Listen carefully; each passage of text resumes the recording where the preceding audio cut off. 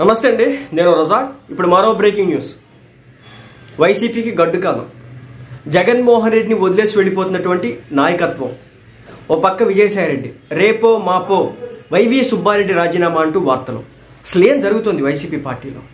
ఈ రోజున షర్మిలా గారు బయటకు వచ్చి విజయసాయిరెడ్డి గారు జగన్మోహన్ రెడ్డి గారి గురించి మాట్లాడిన మాటలు తరువాత ఆమె ఇచ్చినటువంటి కౌంటర్స్ చూస్తే, ఆమె మాట్లాడిన మాటలు చూస్తే అయ్యా బాబోయ్ అసలు ఏం జరుగుతుంది? అదేవిధంగా విజయసాయిరెడ్డి గారు జగన్మోహన్ రెడ్డి గారు మాట్లాడినటువంటి మాటలకి రీకౌంటర్లు. ఎప్పుడు చంద్రబాబు నాయుడు గారి గురించో, పవన్ కళ్యాణ్ గారి గురించో, టీడీపీ గురించో, జనసేన గురించో మాట్లాడేటటువంటి సైరా పంచ్ అంటూ రెచ్చిపోయేటటువంటి విజయసాయిరెడ్డి గారు మొట్టమొదటిసారి జగన్మోహన్ రెడ్డి గారికి కౌంటర్ ఇస్తున్నటువంటి పరిస్థితి. వైసీపీ పార్టీ కేడర్ అంతా కూడా నైరాశ్యంలో నిండిపోతుంది. నిజం చెప్తున్నా, వైసీపీ పార్టీ కేడర్ అంతా నైరాశ్యంలో నిండిపోతుంది. అసలు ఏం జరుగుతుంది పార్టీలో? 2014 నుంచి తర్వాత కూడా ఒక 5 సంవత్సరాల పాటు మనకి రాజ్యాధికారం లేదు కదా. లేనప్పుడు కూడా ఏ ఒక్క నాయకుడు మనల్ని వదిలి వెళ్ళిపోలేదు కదా. కానీ ఈ రోజు ఏంటి, అధికారం చూసిన 5 సంవత్సరాల తర్వాత నమ్మినటువంటి నాయకులు వీళ్లే మన పార్టీకి సర్వస్వాలు, వీళ్లే మన పార్టీకి జవసత్వాలు, వీళ్ళు లేకపోతే మన పార్టీ లేదు అనుకున్న నాయకులంతా కూడా ఈరోజున బయటికి వెళ్ళిపోతున్నారేంటి? అసలు ఏం జరుగుతుంది పార్టీలో?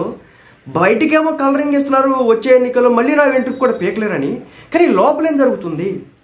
నమ్మిన నాయకులు, ఆయనతో నడిచినటువంటి నాయకులు, కష్టాల్లో సుఖాల్లో తోడుకున్నటువంటి నాయకులే ఈరోజున బయటికి వెళ్ళిపోతున్నారంటే పార్టీలో ఏం జరుగుతుందో కేడర్కి అర్థం కావట్లేదు. వైసీపీ కేడర్ చల్లా చెదరవుతుంది, అల్ల కొల్లోలమవుతుంది. మళ్ళీ మీరు అడగొచ్చు, వైసీపీ పార్టీ తరపున నాయకుల్ని తయారు చేసే సమయం అయిపోయింది ఆల్రెడీ. అంటే జగన్మోహన్ రెడ్డి గారితో నడిచినటువంటి ట్రావెల్ అయినటువంటి టాప్ లీడర్స్ అంతా, వైసీపీ పార్టీకి 4 పిల్లర్స్గా ఉన్నటువంటి వ్యక్తులంతా కూడా ఒక్కొక్క పిల్లర్ కూలిపోతూ ఉంటే పార్టీ సంస్థాగత నిర్మాణం కొలాప్స్ అయిపోతుంది. మీరు చూడండి, షర్మిలా రెడ్డి గారు అందరికంటే ముందు తెలుసుకున్నారు. షర్మిలా రెడ్డి గారు ఆ తర్వాత విజయమ్మ గారు కూడా జగన్మోహన్ రెడ్డి వైపు లేకుండా షర్మిలా గారి వైపే ఉన్నారు లాస్ట్ ఎలక్షన్స్లో. అంటే ఒక చెల్లి, ఒక తల్లి కూడా జగన్మోహన్ రెడ్డి గారు వెనక లేనప్పుడే ఆ సిచ్యువేషన్ అర్థమైపోయింది. ఏదో జరుగుతోంది, వీళ్ళ కుటుంబంలో ఏదో జరుగుతుంది. సరే, షర్మిలా గారు రాజకీయంగా పైకి ఎదగాలనుకున్నారు. జగన్ ప్లేస్ని ఏదో ఒక రోజు క్యాప్చర్ చేసేస్తారు. ఆ సందర్భంలో వైసీపీ పార్టీకి నష్టం చేకూడదని భావించి జగన్మోహన్ రెడ్డి గారు షర్మిలా గారిని బయట పెట్టారు, దూరం పెట్టారనే రకరకాల కథనాలు ఉన్నప్పటికీ కూడా సొంతం బ్లడ్ రిలేషన్ని కూడా జగన్మోహన్ రెడ్డి గారు చెల్లి తల్లి విషయంలో అంత దూరం పెట్టినారంటే ఇక బయట వాళ్ళ పరిస్థితి ఏంటనే విషయం ఈ రోజున ఒక క్వశ్చన్ మార్క్ అయింది. ఆ రోజు కూడా అయింది. బట్ ఈ రోజున విజయసాయిరెడ్డి ఎవరు అనుకుంటున్నారు? జగన్మోహన్ రెడ్డి గారి సోల్, ఆత్మగా పిలువబడతారు. ఆ పార్టీ కీలక నిర్ణయాల్లో, నడవడికలో, నడతలో, వ్యూహ రచనల్లో, ముందుకెళ్లే తీరులో, ప్రతి దాంట్లో కూడా ఉన్నటువంటి వ్యక్తి విజయసాయిరెడ్డి గారు. అలాంటి విజయసాయిరెడ్డి గారు బయటికి రావడమే కాకుండా జగన్మోహన్ రెడ్డి గారికి కౌంటర్లు ఇస్తున్నారు. మీరు గమనించండి, జగన్మోహన్ రెడ్డి గారికి రిలేటివ్ ఎవరో తెలుసా? బాలినేని శ్రీనివాసరెడ్డి గారు. బాలినేని శ్రీనివాసరెడ్డి గారు కూడా బయటకు వచ్చి జగన్మోహన్ రెడ్డి గారి మీద మాటల దాడి, ఎదురు దాడి చేస్తున్నారంటే అర్థం చేసుకోండి ఏం జరుగుతుందో. వాసిరెడ్డి పద్మ గారు గత 5 సంవత్సరాల పాటు చంద్రబాబు నాయుడు గారిని, పవన్ కళ్యాణ్ గారిని మాటల దాడి చేసినారు. కానీ చూడండి, ఈ రోజున అదే జగన్మోహన్ రెడ్డి గారిని అదే నోటితో అదే మాటల దాడి. ఈ రోజున ఏపీఎన్ డిబేట్లో చర్చలు చూడండి. తల్లికి కూడా తిండి పెట్టకుండా ఆమె చివరాఖరికి హోటల్లో భోజనం చేయడానికి వెళ్ళిందని ఒక థంబ్నెయిల్స్ ఎందుకు క్రియేట్ అవుతున్నాయి. అదేవిధంగా ఇదే జగన్మోహన్ రెడ్డి గారికి సంబంధించి చెల్లి విషయంలో కూడా, ఆస్తుల విషయానికి సంబంధించి, గొడవలకు సంబంధించి కూడా అప్పటి వైసీపీలో ఉన్నటువంటి లీడర్లంతా మాట్లాడుతున్న తీరు చూస్తుంటే జగన్మోహన్ రెడ్డి అస్తిత్వానికి దెబ్బ తగులుతోంది. క్యాడర్ ఇబ్బంది పడుతుంది. క్యాడర్ని కాపాడుకోవాల్సిన టైంలో కాపాడుకోలేదు. ఏదో వాలంటీర్ వ్యవస్థను తీసుకొచ్చి ప్రతి 50 ఇంటికి ఒకరిని తగిలిచ్చారు. వాడు ఆయన తిన్నగా చేసినంటే చేయడు. వాడు రకరకాల ఇబ్బందులు పెట్టే ప్రజల సమాచారం వీళ్ళ చేతుల్లోకి వెళ్ళిపోయిందని ఒకటైతే వెళ్ళిపోయింది. వీళ్ళ వల్ల నష్టం తప్ప లాభం లేదు. క్యాడర్ మొత్తం కూడా కుంపైంది. వాళ్ళ 5 సంవత్సరాల పాటు పట్టించుకోవాలా, ఏనాడు బయటకు వచ్చి ప్రెస్ మీట్ పెట్టి మాట్లాడాల. దాని ఎఫెక్ట్స్ ఈరోజు పడుతున్నాయి. ఇదేదో క్రిటిసైజ్ చేయడానికో, ఒక మాట గుర్తుపెట్టుకోండి, నేను జగన్మోహన్ రెడ్డి గారిని ఇక్కడేం బూతులు తిడతల్లా. ఆయన వల్ల జరుగుతున్నటువంటి కొన్ని తప్పుల కారణంగా ఎంత నష్టపోతున్నాడో చూసుకోండి. ఈ రోజున వైవి సుబ్బారెడ్డి గారు కూడా రాజీనామా చేయబోతున్నట్టు. మీరు చూడండి, జగన్మోహన్ రెడ్డి గారు నమ్మిచ్చినటువంటి రాజ్యసభ సభ్యులందరూ కూడా వెళ్ళిపోయినారు. Almost jump. వేదా మస్తానరావు గారు కావచ్చు, అదేవిధంగా మన విజయసాయి రెడ్డి గారు కావచ్చు, ఇంకొక ఇద్దరు వెళ్ళిపోయినారు. ఎక్కడ ఆర్ కృష్ణయ్య ఎంత ఎలివేషన్స్ ఇచ్చినారు, వెళ్ళిపోయా. ఇంకొక ఆయన వెళ్ళిపోయినాడు.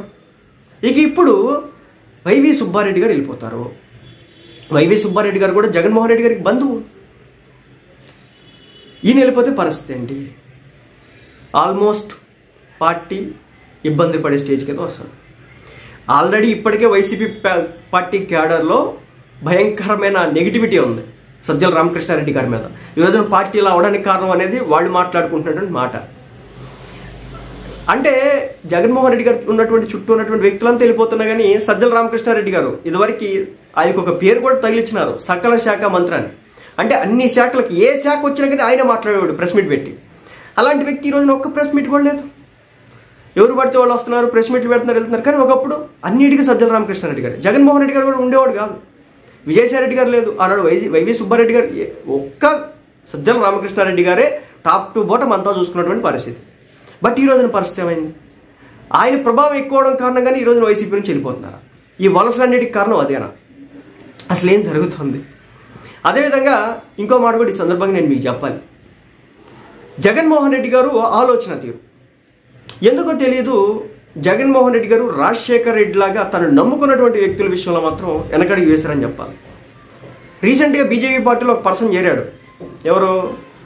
మన ఆయనకు ఒక మంచి పేరు కూడా ఉందిలే, పవన్ కళ్యాణ్ గారి మీద ఇష్టం వచ్చినట్టుగా ఎలిగేషన్స్ కూడా చేసినాడు ఒకప్పుడు. కారుమూరు రవిచంద్రారెడ్డి గారు.